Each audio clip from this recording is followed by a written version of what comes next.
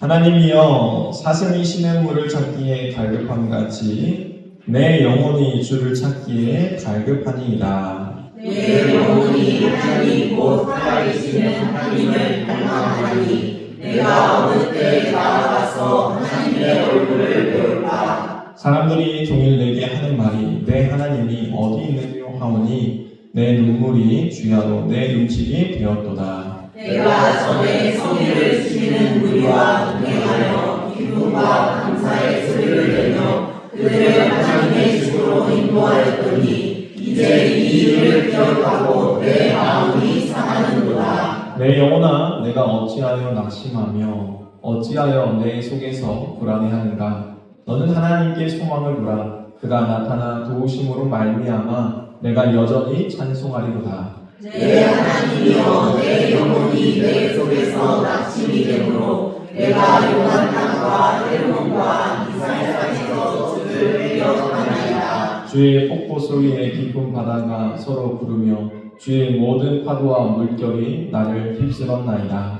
낮에는 여호와께서 그의 인자하심을 베푸시고 밤에는 그의 찬송이 내게 있어 생명의 하나님께 기도하리로다. 내 반석이신 하나님께 말하기를 어찌하여 나를 잊으셨나이까. 내가 어찌하여 원수의 압제로 말미암아 슬프게 다니나이까 하리로다. 내 뼈를 찌르는 칼같이 내 대적이 나를 비방하여 늘 내게 말하기를 내 하나님이 어디 있느냐 하도다. 다시 읽겠습니다. 내 영혼아, 내가 어찌하여 낙심하며 어찌하여 내 속에서 불안해하는가. 너는 하나님께 소망을 두라. 나는 그가 나타나 도우심으로 말미암아 내 하나님을 여전히 찬송하리로다. 아멘. 잠깐 기도하겠습니다. 사랑의 하나님, 이 시간 부족한 종이 두려움과 떨림으로 기회단위에 서서 주의 말씀을 배워나고자 합니다. 부족한 종을 말씀의 도구로 통로로 사용하여 주시고 우리가 나누는 이 말씀이 하나님의 살아 역사하는 말씀이 되어서 우리의 삶과 가정과 기업을 살리게 하시고 하나님의 말씀의 살아계심을 나타내 보여드릴 수 있는 통로들이 될 수 있게 도와주시옵소서. 그래서 세상은 그것을 보고 깨달아 주님께 돌아오게 하시고 함께 주를 찬송하고 예배할 수 있게 도와주시옵소서. 이 시간 악한 영 예수 그리스도로 떠나가게 하시고 오직 거룩한 성령님께서 오늘도 우리를 지키시고 보호하여 주옵소서. 오늘은 예수님의 이름으로 간절히 기도하옵나이다. 아멘. 한번 따라해보도록 하겠습니다. 꾸짖어 찬송하라. 이 시간에는 꾸짖어 찬송하라 라는 말씀을 제목을 가지고 나누고자 합니다. 우리가 오늘 보고 있는 시편 42편을 보게 되어지면은 그 옆에 소제목이라고 조그맣게 쓰여져 있는 것을 우리가 성경에서 볼 수가 있어요. 고라 자손의 마스길, 인도자를 따라 부르는 노래라고 되어져 있는 것을 우리가 볼 수가 있죠. 이 시편 42편은 고라 자손의 시라는 것을 알 수가 있어요. 이 고라 자손은 누구인가? 이 고라 자손은 하나님을 찬양하였던 찬양대원들이 고라 자손들입니다. 그래서 다윗 시대에 이 예루살렘 성전에서 하나님을 찬양하였던 찬양대원들이 고라의 자손들이었다는 거예요. 그러면은 이 고라의 자손들이 찬양하는 찬양시인데 이 마스길이라고 되어 있는데 이 마스길이라는 뜻은 또 무슨 말인가? 이것은 이 교훈의 시, 지혜의 시라는 뜻을 가지고 있어요. 그러니까 그가 그냥 찬양한 것이 아니라 그들은 이 찬양을 하나님을 찬양하는 깊은 신앙의 교훈시, 신앙의 지혜시라고 그들은 찬양하였다는 거예요. 그리고 또 그 뒤를 이어서 보게 되어지면은 인도자를 따라 부르는 노래라고 되어져 있는 것을 볼 수가 있죠. 인도자를 따라 불렀다는 것은 결국에는 그들은 혼자 불렀던 것이 아니라 함께 이 찬양을 고백하면서 그들은 신앙을 고백하였다라는 것을 알 수가 있는 것이죠.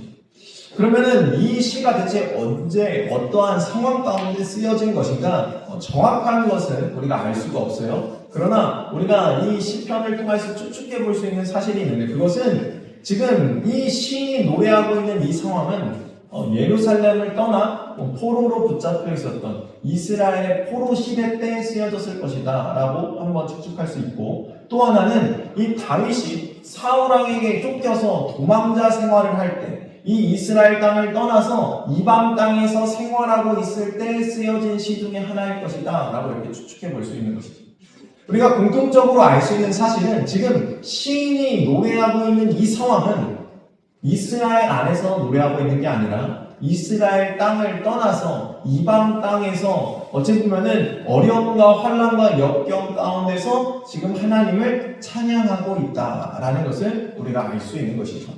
그러면은 오늘 본문을 통하여서 과연 우리에게 어떠한 교훈, 어떠한 지혜를 주고자 하는가 우리가 한번 생각해 보면서 오늘 말씀을 나눴으면 좋겠습니다. 먼저 1절과 2절 말씀, 1절과 2절 말씀 읽겠습니다. 시작. 하나님이여 사슴이 시냇물을 찾기에 발급함 같이 내 영혼이 주를 찾기에 발급하나이다. 내 영혼이 하나님 곧 살아계시는 하나님을 갈망하나니 내가 어느 때에 나아가서 하나님의 얼굴을 배울까. 지금 하나님을 찾고 있는데 이 하나님을 찾는 자기 자신을 어떻게 비유하고 있는가? 목마른 사슴처럼, 시냇물을 찾는 사슴처럼 찾고 있다는 거예요. 여러분, 사슴이라는 동물은 반추동물이기 때문에 되새김질을 한다고 해요. 그래서 이 소처럼 되새김질을 하는데, 되새김질을 하는 이유가 그가 먹는 풀을 이 되새김질을 해야 연하고 이 부드럽게 만들어서 소화를 잘 시킬 수 있다는 거예요. 그런데 이 목이 마르게 되어지면 침이 없어지게 되어지고, 이 침이 마르게 되어지면 그들이 먹는, 사슴이 먹는 그 모든 것들이 소화가 잘 되지 않는 거예요. 그래서 사슴이 목말라 죽는 이유는 사실은 이 침이 분비되어서 잘 소화돼야 되는데 이것들이 그냥 침 없이 이렇게 참혀졌다가 이 위 안에서 탈이 나가지고 이 속병으로 죽는 경우가 많다는 거예요. 그러니까 목마른 사슴이 지금 시냇물을 찾는다라는 표현은요, 그냥 단지 갈증을 해소하기 위하여서 내가 시냇물을 찾습니다, 물을 찾습니다가 아니라 생명을 논하는 일이라는 거예요. 죽고 사느냐의 문제가 달려져 있다는 거예요.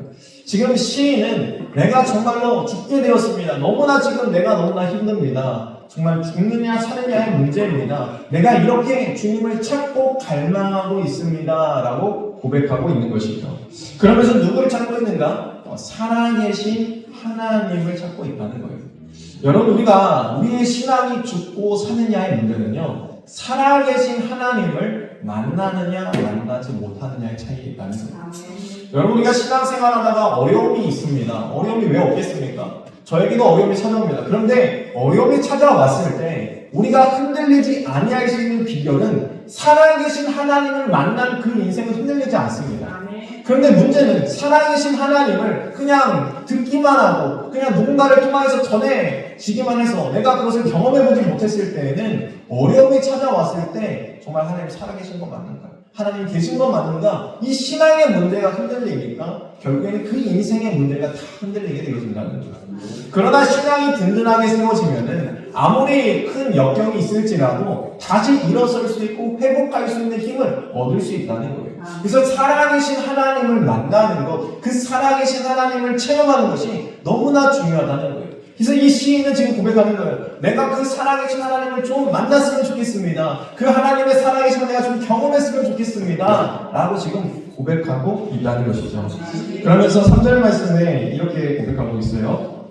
3절 말씀 읽겠습니다. 시작. 사람들이 종일 내게 하는 말이 내 하나님이 어디 있느냐 하오니 내 눈물이 주야로 내 음식이 되었도다. 아멘. 지금 이 시인의 상황이 어떠한가? 주위에서 너 왜 이렇게 하나님 믿는데 왜 네 인생 꼴이 그러냐? 너 하나님 믿는데 너의 상황 형편이 왜 그렇게 어려움을 당하느냐? 이러면서 옆에서 조롱하고 비웃는 자들이 있는 거예요. 네 하나님 어디 있느냐? 하나님 살아있으면 한번 나타나 보라고 해봐라. 하나님 살아계시면은 너 지금 상황 빨리 회복돼야 되는 거 아니야? 이 문제 해결돼야 되는 거 아니야? 라고 하면서 옆에서 조롱하는 자들이 있었다는 거예요. 이 이야기를 듣고 있는 이 시인의 심정이 얼마나 속이 타겠습니까? 얼마나 화가 나겠습니까? 그래서 그 시인이 할 수 있는 일은 무엇인가? 눈물 흘리는 일밖에 없었다는 거예요. 변명하지도 못하겠고 뭐라고 받아치지도 못하겠고 그냥 눈물만 흘리면서 그 눈물이 아침과 저녁으로 네 음식이 되었다, 내 밥이 되었다라고 고백하고 있다는 거예요. 그러니까 지금 이 시인의 상황이 얼마나 비참하고 얼마나 어려운지 우리가 추측해 볼 수 있는 것이죠. 그러면은 이 시인이 어떻게 이야기하는가 4절 말씀 보도록 하겠습니다. 4절 말씀 읽겠습니다. 시작. 내가 전에 성의를 지키는 무리와 동행하여 기쁨과 감사의 소리를 내며 그들을 하나님의 집으로 인도하였더니 이제 이 일을 기억하고 내 마음이 상하는도다. 아멘. 지금 시인이 안 그래도 주위에 있는 그 상황과 역경 때문에 힘들어서 눈물을 흘리고 있는데 그 시인이 그 소리를 들으면서 언제를 생각하는가? 바로 내가 예전에 하나님을 찬양하던 그때를 기억하고 있는 거예요. 하나님과 함께 이 찬양하고 많은 사람들과 함께 하나님을 높이고 성전에 올랐던 그 일을 생각하니까 생각하면 생각할수록 더 마음이 상하는 거예요. 마음이 어려워지는 거예요. 지금 자신의 상황을 보게 되어지면은 앞에서 말씀드린 것 같이 지금 이스라엘 땅을 떠나 있는 이방 땅에 있는 자신의 형편과 상황, 정말로 주위에 아무도 나와 함께하고 있지 않아서 정말로 홀로 남아있다라는 그러한 상황, 그러한 어려운 상황 가운데 정말 예전 일을 생각하면 생각할수록 가슴이 아픈 것이죠. 여러분 그렇습니다. 우리가 하나님을 마음껏 찬양하는 것, 하나님을 찾을 수 있다는 것이 정말로 참된 복인데 우리가 이것을 잊게 되어지면은 얼마나 괴로울지 모릅니다. 그러므로 우리의 신앙생활에 있어서 하나님을 높이고 찬양할 수 있다는 것, 마음껏 높일 수 있다는 것, 이것이 큰 은혜라는 거예요. 이 시인이 그것을 깨닫는 거예요. 아, 내가 하나님을 높일 수 있었던 것이 은혜였구나. 아, 하나님을 찬양할 수 있던 것이 큰 은혜였구나. 여러분 상황이 너무나 힘들게 되어지잖아요. 그러면 사실은요 기도도 잘 안 돼요. 너무나 힘들어서 마음이 너무 어려우면요 무슨 말을 해야 될지도 모르겠어요. 하나님 앞에 나아오지만 그 심령이 그냥 눈물만 흘리고 있다는 거예요. 그때 이 시인은 어떻게 하는가? 아, 내가 이대로 있으면 안 되겠다. 이대로 있으면 안 되겠다. 내가 찬양해야겠다. 라는 것을 결단하게 되어지는 것이죠. 그것이 5절 말씀입니다. 5절 말씀 읽겠습니다. 시작. 내 영혼아 내가 어찌하여 낙심하며 어찌하여 내 속에서 불안해하는가. 너는 하나님께 소망을 두라. 그가 나타나 도우심으로 말미암아 내가 여전히 찬송하리로다. 아멘. 지금 이 시인이 뭐라고 이야기합니까? 내 영혼아 내가 어찌하여 낙심하느냐. 어찌하여 내 속에서 불안해하는가. 지금 스스로를 꾸짖고 있는 것을 볼 수가 있습니다. 여러분 이 시인은요 지금 자신의 신앙이 지금 어쩌면 밑바닥을 치고 있는 거예요. 바닥을 막 기고 있는 거예요. 그런 상황 가운데 이 시인은 어떻게 하는가? 자신의 영혼을 향하여서 꾸짖고 있다는 거예요. 야, 네가 믿는 하나님이 어떠한 하나님인데, 야, 네가 붙잡고 있는 하나님이 어떠한 하나님인데 그 하나님의 은혜를 잊어버려? 그 하나님의 은혜를 잊어버리고 네가 원망과 불평의 말을 쏟아나? 아니, 네 영혼은 나는 이제 다시 찬양해야겠다라고 고백하고 있는 것이죠. 여러분 그렇습니다. 우리가 정말로 어렵고 힘든 상황 가운데 정말로 기도가 나오지 않는 그 상황 가운데 우리가 기억해야 되는 것, 오늘 본문을 통해서 알려주는 그 교훈이 무엇인가? 찬송하라는 거예요. 찬양하라는 거예요. 여러분 찬양들을 보게 되어지면요 찬양이요 다 믿음의 선두들이 하였던 믿음의 고백들과 기도들입니다. 그리고 그들이 만났던 하나님을 고백하고 있어요. 그러니까 우리는 찬송을 통해서 찬양을 통해서 무엇을 깨닫게 되어지는가? 그 믿음의 선두들이 만났던 하나님, 그 믿음의 선두들이 겪었던 그 문제 가운데서 일하셨던 살아계신 하나님을 경험할 수 있다는 거예요. 그 하나님을 노래하고 찬양하는 것, 이 시인은 나도 그러한 하나님을 만날 것이고 그러한 하나님을 붙잡을 것이다 라고 지금 고백하고 있는 것이죠. 이 마태복음 말씀을 보게 되면 마태복음에 이 베드로가 무리를 걸었던 사건이 있어요. 그런데 베드로가 무리를 걸었는데 문제는 다시 물에 빠지게 되어집니다. 왜 빠졌는가? 이 예수님께서 이 바다 가운데 이제는 배에 있는 제자들을 향해 걸어가시죠. 그래서 제자들이 그 모습을 보고 막 기겁을 합니다. 유령이라고 막 소리칩니다. 그런데 그때 정말로 주님이시면은 나를 무리로 오라 하소서 이 베드로가 고백하게 되었지. 그래서 그 말씀을 의지해서 나아갈 때에는 이 배를 뛰어내려서 물 위를 걸었습니다. 그런데 갑자기 옆에서 막 파도가 치고 바람이 부는 거예요. 그 모습을 딱 보게 되어졌을 때 두려움이 찾아왔던 것입니다.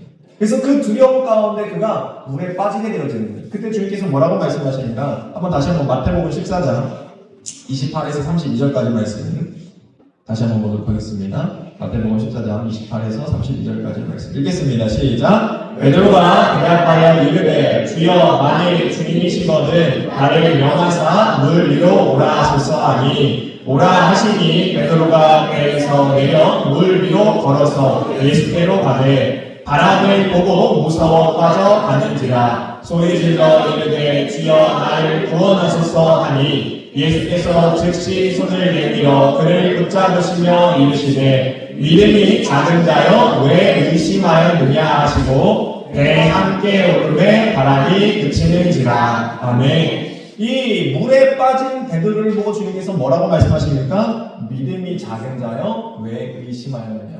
왜 믿음이 작았어요? 주위에 부는 바람이 무섭게 느껴져서 그 바람을 보게 되어지니까 빠졌다는 거예요. 다시 말하면 주님은 무엇이 믿음 없다라고 얘기하는가? 주님을 바라보던 그 인생이 세상을 바라보면서 두려움에 빠지는 그 모습을 보고 믿음이 없다. 왜 의심하였느냐라고 말씀하고 있다는 거예요. 우리가 내 영혼을 꾸짖어야 되는데 우리는 내 영혼을 어떻게 꾸짖어야 되는가? 왜 하나님만 바라보지 못하냐? 왜 하나님을 우리가 붙잡지 못하냐? 라고 하면서 우리의 영혼을 꾸짖어야 된다는 거예요. 너는 믿는다고 하면서 이게 믿음이 있는 것이냐? 주님께서 뭐라고 말씀하셨냐? 믿음이 작은 자는 왜 의심하냐라고 말씀하시지 않았느냐? 우리가 왜 의심해야 되는가? 우리가 우리 스스로를 꾸짖고 다시 하나님을 찬양하는 인생으로 나아가야 된다는 것이죠. 그래서 시편 22편을 보게 되어지면은 다윗은 이렇게 고백합니다. 찬송 중에 계신 이스라엘의 찬송 중에 하나님을 찬양한다라고 고백하고 있습니다. 그러니까 하나님은 어디 가운데 임하신다? 찬송 가운데 임하신다라는 것을 우리가 알게 되는 것이죠. 또한 사도행전 16장 말씀을 보게 되면은 바울과 실라가 억울하게 입에 갇히게 되어집니다. 귀신 들린 종을 고쳤다가 여종을 고쳤다가 네가 이제는 억울하게 누명 쓰고 감옥에 갇히게 되어지는데 그 감옥에 갇혔던 바울과 실라가 뭐예요? 기도와 찬송을 하게 되어집니다. 그랬더니 기도와 찬송 가운데 이 찬송 중에 어떤 일이 일어납니까? 옥문이 열리게 되어지고 메어졌던 그 착고들이 다 풀어지게 되어집니다. 그러면서 간수장이가 탈옥한 줄 알고 이제 나 끝났구나, 나 죽었구나 자살하려는 그 순간에, 생을 마감하려는 그 순간에 여기 있다라고 이야기하면서 그 간수장의 집안을 구원하였다는 거예요. 이 모든 것이 하나님께서 인도하신 하나님의 계획과 섭리였다는 것을 알 수가 있는 것이죠. 그렇습니다. 어려움과 힘든 가운데 우리가 해야 되는 일은 무엇인가? 기도와 찬송을 해야 된다라는 것을 알 수 있는 것이죠.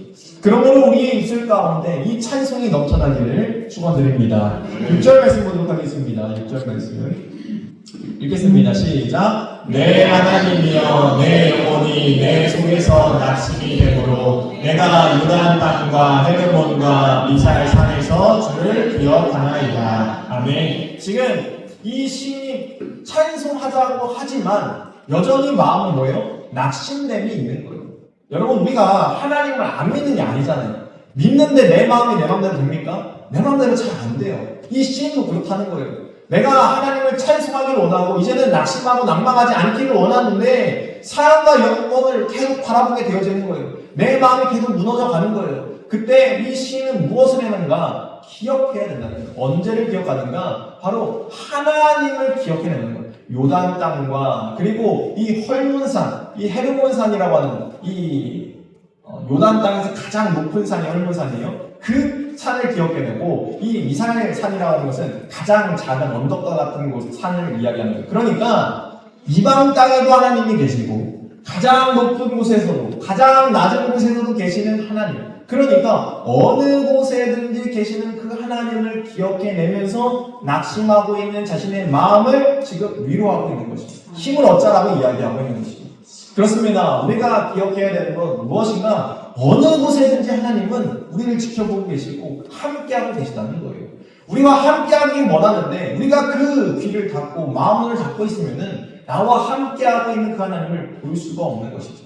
7절 말씀도 보도록 하겠습니다. 7절 말씀 읽겠습니다. 시작. 주의 폭포 소리에 깊은 바다가 서로 부르며 주의 모든 파도와 물결이 나를 휩쓸어나이다. 아멘. 지금 여기 보게 되어지면은 주의 폭포 소리에 깊은 바다가 서로 부르며 주의 모든 파도와 물결이 나를 휩쓸었다. 그러니까 지금 나는 어디 가운데 있다는 거예요? 고통과 어려움, 환난 가운데 있다는 것을 고백하고 있어요. 그러니까 지금 시인이 나의 영혼을 꾸짖고 하나님을 찬양하고 그리고 하나님을 기억하고 있지만 상황과 영혼은 바뀐 게 없다는 거예요. 여전히 힘들고요. 여전히 아픔 가운데 있는 거예요. 그런데 그가 깨달은 게 있어요. 무엇을 깨달았는가? 7절 앞에 주의 폭포 소리에 라는 것을 깨달았다는 거예요. 이 주의 폭포 소리가 무슨 말입니까? 하나님의 우렁찬 심판, 하나님의 증거를 의미하고 있는 거예요. 그러니까 지금 나를 휩쓸고 있는 이 고난과 역경, 내가 깊은 파도에 빠진 것처럼 너무나 힘든 이 상황 가운데 이 모든 것들은 그냥 주어진 게 아니라 하나님의 계획 가운데 이것들이 이루어지고 있다라는 것을 깨닫게 되어집니다. 그러니까 그냥 내가 힘든 게 아니라 하나님께서 지금 이 모든 것들을 만들어 가고 계시기 때문에 내가 이 문제를 넘어서 일하실 하나님을 기대하고 소망할 수 있게 되었다는 거죠. 여러분 그렇습니다. 우리에게 그냥 역경이 주어지는 게 아니라 그 역경은 하나님의 폭포 소리에 의해서 나에게 주어졌다는 거예요. 하나님께서 그것을 통하여서 나를 만들어가고 나에게 주시고자 하는 은혜가 반드시 있다는 것을 깨달아야, 그리고 우리가 인내 가운데 소망을 두어야 하나님의 일하심을 경험하게 되어지는 놀라운 역사가 우리에게 일어난다는 것이죠. 8절 말씀 보도록 하겠습니다. 8절 말씀 읽겠습니다. 시작. 낮에는 여호와께서 그의 인자하심을 베푸시고 밤에는 그의 찬송이 내게 있어 생명의 하나님께 기도하리로다. 아멘. 기도도 못했던 그가 이제는 기도를 하겠다라고 고백하는 것을 볼 수가 있어요. 낮에는 여호와의 인자하심을 느끼는 거예요. 여전히 지금 그는 이 큰 어려움 가운데 휩쓸려서 살아가고 있습니다. 그런데 그 가운데 이제는 깨달은 게 있어요. 하나님의 인자하심. 하나님의 사랑이 이 안에 있었구나. 하나님께서 여전히 나를 사랑하고 계셨구나 라는 것을 깨닫게 되어지는 거예요. 그래서 그 밤에는 뭘 한다고요? 찬송을 부르고 있는 거예요. 그리고 그 찬송을 통하여서 생명을 허락하시는 하나님의 은혜를 깨닫게 되어지는 것이죠. 그러니까 그가 지금 밤낮으로 하나님의 은혜를 깨닫고 하나님을 고백하며 하나님을 찬송하며 살아가면서 그가 이제는 새 힘을 얻어서 나는 이제 여호와께 기도하겠다. 내 기도를 들으시는, 나의 상황과 처지를 보고 계시는 그 하나님을 붙잡겠다 고백하고 있다는 거예요.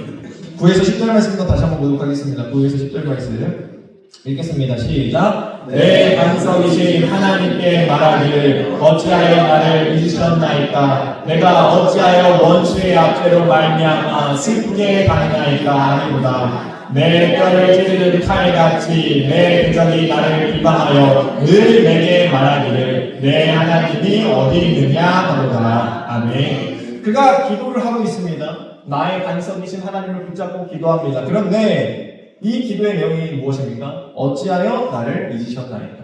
어찌하여 원수의 압제로 말미암아 내가 슬프게 되는 것을 그냥 내버려 두시는 것입니까? 라고 기도하고 있는 거예요.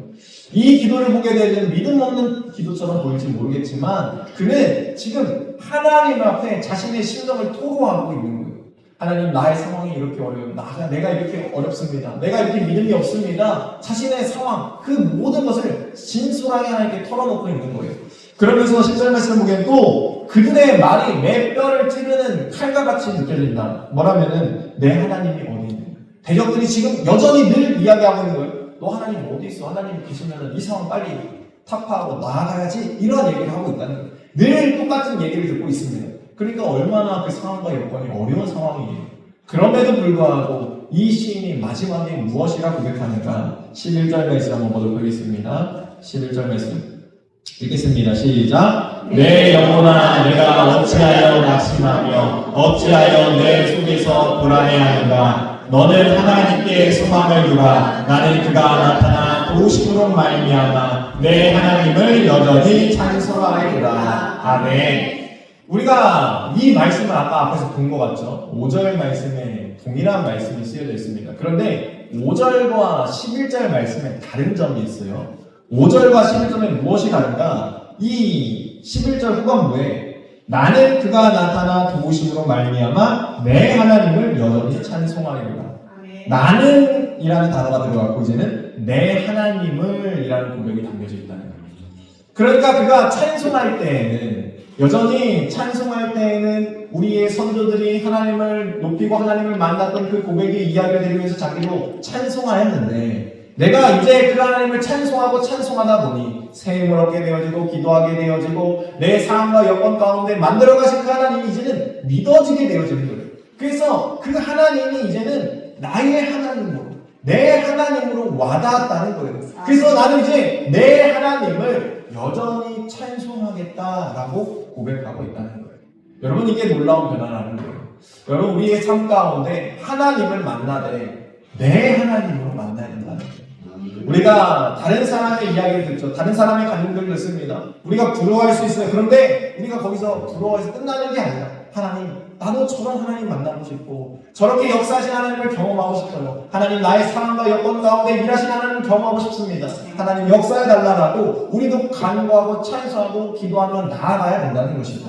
그래서 그 하나님이 다른 사람의 하나님이 아니라, 성경의 하나님이 아니라, 목사님의 하나님이 아니라 내 하나님으로 고백되어서 나의 하나님을 영원히 여전히 찬송하겠다라고 고백할 수 있는 저와 여러분 되기를 주님 축원드립니다. 다시